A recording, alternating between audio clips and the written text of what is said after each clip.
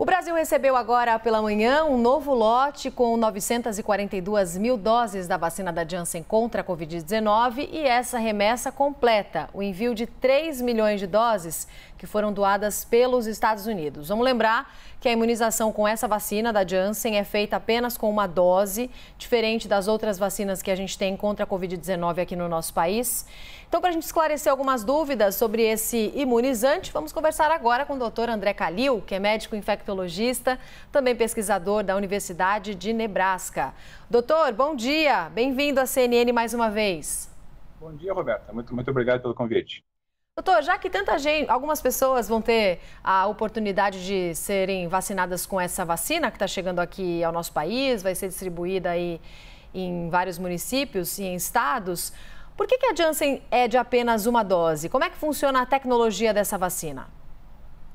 Então, Roberto, que a tecnologia é um pouquinho diferente das outras vacinas, no sentido de que é uma vacina que é uma vacina que usa um vetor. Vetor, vamos supor, seria uma casca, seria um invólucro no material genético que vai ensinar as células do nosso corpo a produzir esses anticorpos. Então, na verdade, existe um invólucro que é um adenovírus, é um vírus que não se replica, ou seja, um vírus que não causa doença.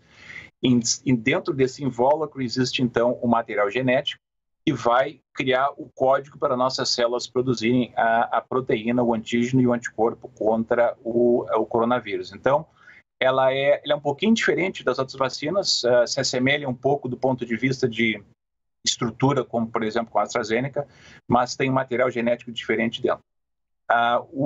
Essa vacina, o diferente de todas as outras vacinas, realmente, como tu comentaste, ela é só dada em uma dose, e o interessante é que, em função de que a resposta imunológica, ou seja, a resposta dos anticorpos e das células T foi muito forte com uma dose só. Então, a companhia que fez essa vacina decidiu que, na verdade, em função dessa resposta forte, não haveria necessidade de uma segunda dose. E essa resposta está sendo continuada, está sendo verificada, obviamente, durante todo esse processo após o ensaio clínico. Então, do ponto de vista de eficácia e segurança, Roberto e Renato, aqui, o que nós temos nesse momento? Essa é uma vacina que, no estudo geral, em vários países, mostrou uma eficácia total de 66%, significa simplesmente todo o ensaio, incluindo casos leves, moderados, casos graves. Do ponto de vista de prevenção de casos graves, onde há uma necessidade de hospitalização e óbitos, etc., essas situações mais graves, houve uma prevenção de 85%. Então, na verdade, é muito semelhante às outras vacinas, é uma vacina que consegue ter uma ação muito boa prevenindo a gravidade, a progressão da gravidade da doença e a hospitalização, obviamente que ainda vão existir essas situações onde infecções leves vão ocorrer, como ocorre em todas as vacinas. Vamos sempre ter em mente que não há uma vacina 100%, não vai haver uma vacina 100% do ponto de vista de todas as infecções, principalmente as infecções leves. Então, o mais importante é a prevenção das infecções moderadas e graves. Agora, doutor André, tem muita gente que se pergunta do porquê que houve uma paralisação da utilização da Janssen, do uso da Janssen nos Estados Unidos, né? E a partir daí, logo depois, nós tivemos essa doação para a parte do mundo e o Brasil contemplado também. Essa paralisação que ocorreu nos Estados Unidos, salvo engano, lá pelo mês de abril, é motivo de preocupação para quem recebe a vacina da Janssen por aqui ou não? Então, Nonato, o que aconteceu aqui nos Estados Unidos nessa parada foi justamente alguns casos de trombose semelhantes ao que tem se visto com a vacina da AstraZeneca na Europa. Mas o que aconteceu aqui nos Estados Unidos foi os primeiros casos que surgiram, foram com essa trombose que a gente chama de trombose, uma síndrome de trombose com trombocitopenia, significa, ou seja, as plaquetas baixam em conjunto com o processo de trombose.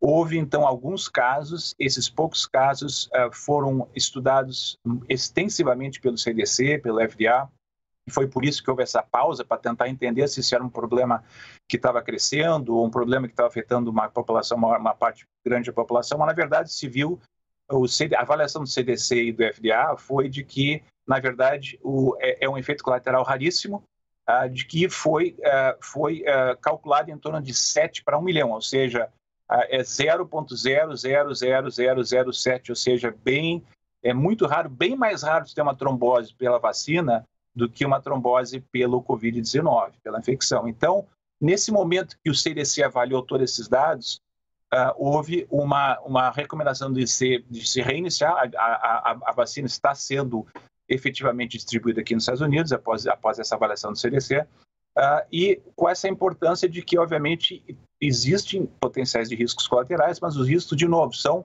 0,0 com 6 zeros mais o 7 pessoas. Essas 7 pessoas, em geral, o que tem se visto aqui nos Estados Unidos, Leonardo, são as pessoas de maior risco. São mulheres jovens, na idade de 18 a 48 anos, assim, é o grupo que se viu aqui nos Estados Unidos que houve esse risco de trombose com trombocitopenia. De novo, o CDC e o FDA não recomendam a contraindicação dessa vacina para essas mulheres jovens, porque o risco ainda é muito, muito menor do que o risco de adquirir a infecção e de ter trombose por infecção também.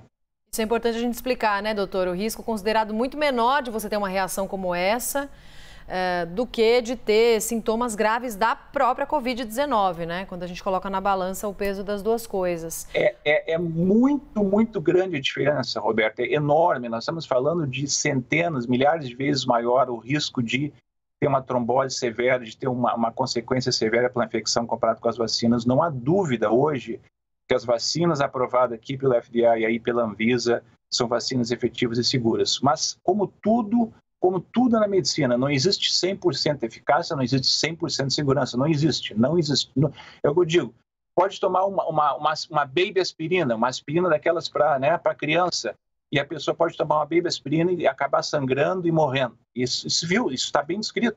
Então, não existe nada 100% seguro, não existe nada 100% eficaz. O que a gente tem que colocar é fazer essa balança onde qual é o maior risco? O maior risco hoje, especialmente num país como o Brasil, onde ainda existe um grande número de pessoas que não estão vacinadas, o risco de adquirir uma infecção em qualquer idade e ter complicações graves é muito grande. Então, é importante que se entenda que uma outra pergunta, Roberta, que eu recebo frequentemente é a comparação, como é que a gente...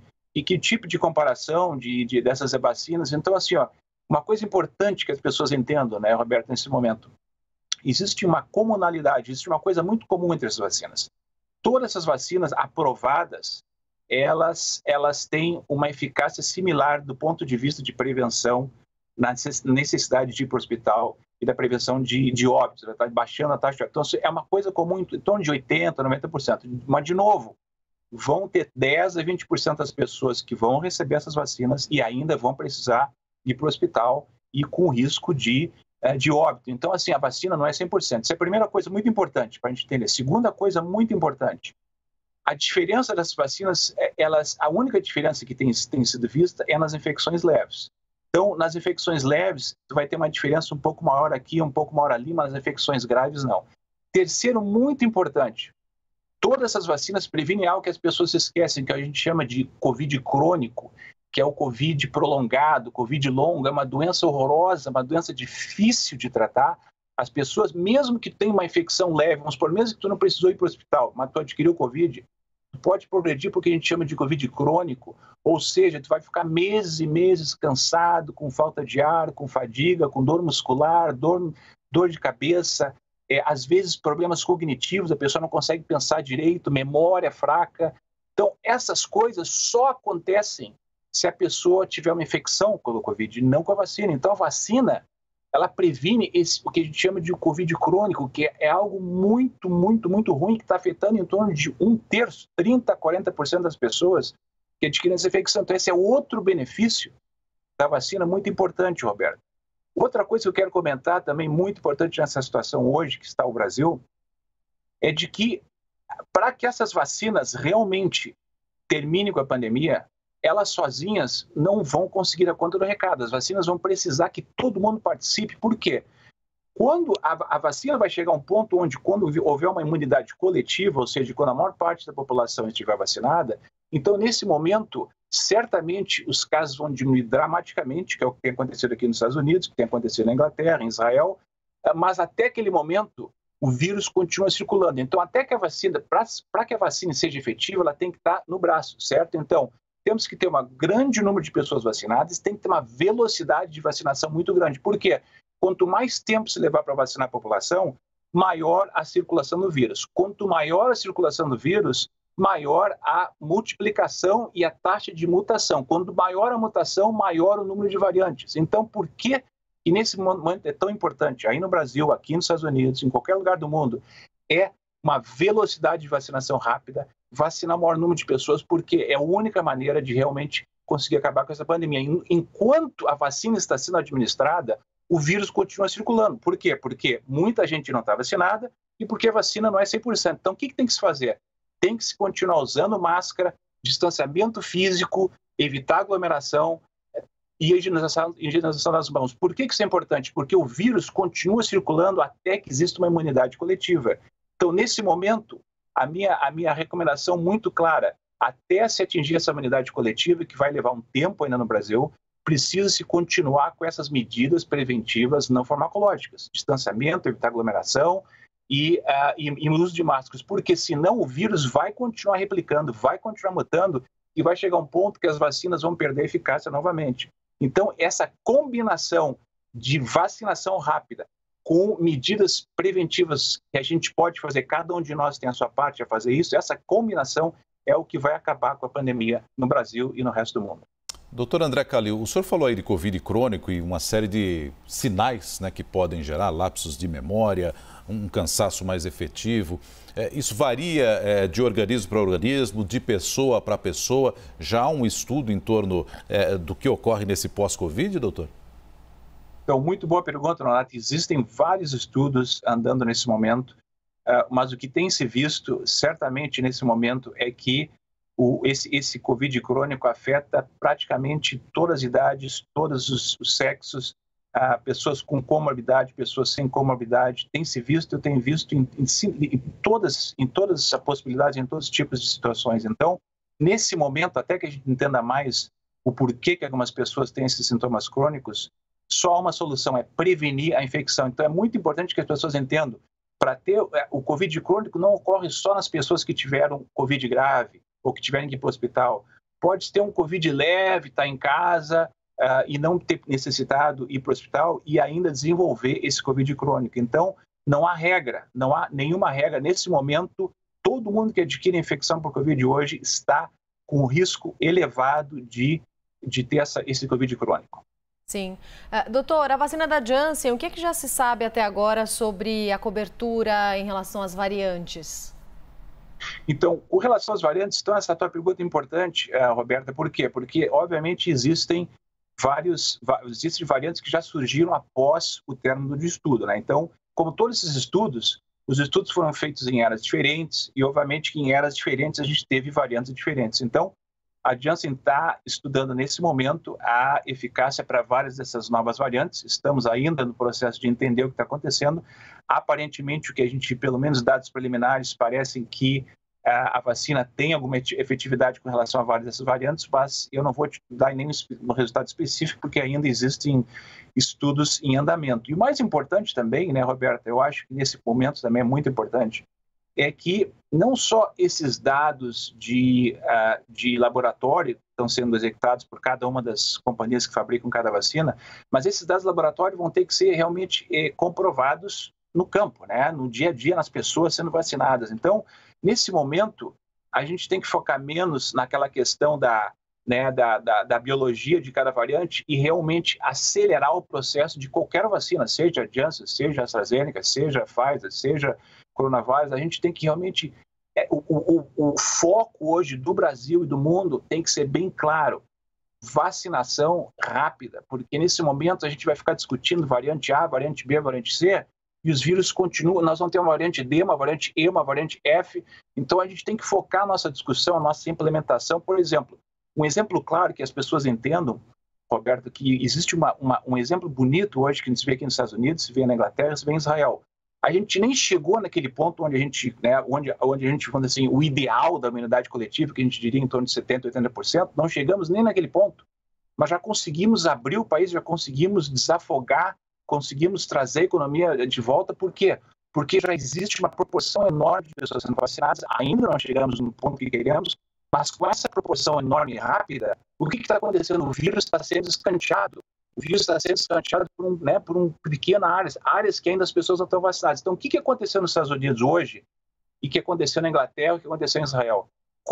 Quais são as pessoas hoje nos Estados Unidos, que estão sendo hospitalizadas por Covid? A maioria, 99%, são pessoas não vacinadas. Qual é a morte? Quais as pessoas que têm falecido pelo Covid nos Estados Unidos hoje, aqui nos Estados Unidos? 99% não foram vacinadas. As únicas pessoas que estão sendo hospitalizadas aqui no meu hospital hoje são pessoas que não tiveram a vacina. Então, assim, está bem claro, a ciência está muito clara hoje.